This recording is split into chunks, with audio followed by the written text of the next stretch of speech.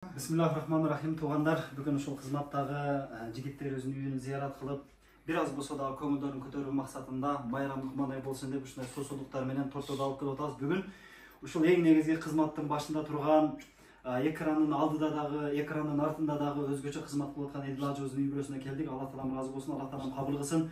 Ушул агабыз себеп болуп, элибизде, айылыбызда, көчөбүздө, айыл өкмөтүбүздө канча жакшылыктар болуп атат. Албетте, бул депутаттар да үлгү ала турган иштерге себеп болуп атат. Алла таалам ыраазы болсун. Канча адамдарга жакшы көрүнүп, жаман көрүнүп, пайгамбарыбызды ham бардыгы жакшы көргөн экен, бирок пайгамбар ушул пайгамбарлык мээлетти баштагандан кийин пайгамбарыбызды көпчүлүгү жаман көргөн экен да. Эдил ажыбызды дагы мурун бардыгы жакшы көрөт эле, качан ушу элдин ишке аралашкандан кийин Эдил ажынын аркасынан чончо сөздөр көп экен. Бирок пайгамбарыбыз ошол кыйынчылыктарга, адамдардын сөзүнө ушундай бир карабастан ушундай бүткүл ааламга дин таркалышына себепчи болду да пайгамбарыбыз. Ошондой эле Эдил ажыбыз дагы пайгамбарыбыз жолун жолдоп, канчалаган адамдардын каршылыктарына, жаман сөздөрүнө кулак салбастан алдыга кетти эле. Бүгүнкү күндө озуруну элибиз көрүп атат да, машалла. Пайгамбарыбыздын артында ким бар эле? Хадиче энебиз бар эле да. Ал эми Эдил ажыбыздын дагы аркасында турган ушул бурул жеңебизге дагы ыраазычылык билдириш максатында келдик негизичи.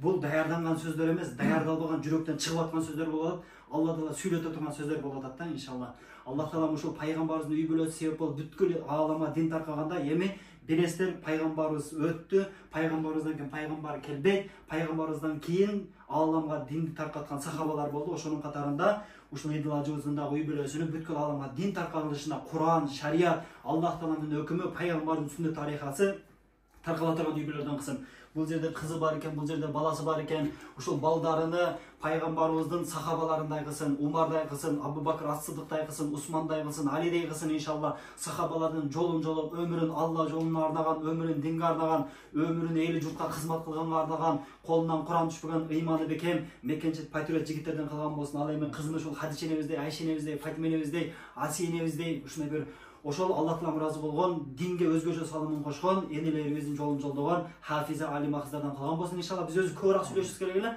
Эдил акам колду көтөрүп калды, сөз токтотойлу. Алла таалам айтылганда, айтылбаган дагы сөздөрүбүздү кабыл кылсын. Өзгөчө жеңебизге рахмат. Алла таалам ыраазы болсун. Эрди эл кылган, кара жер кылган дагы катын дейт.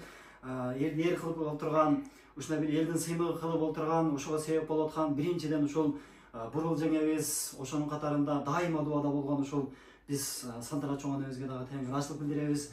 Мына ушул жакшы күндөрдө атасы көрбөдү, бирок Эдил агабыздын дагы атасында кабырын кең, кабырын улуу, кабырын бейиштин бир башкалардан кылган болсун. Ушул элге кылып аткан кызматтарынын берекетинен Аллах таалам ошол атасында сурак сабалсыз бейиштин калаган эчтен кирин Алла таалам көрсөтсүн.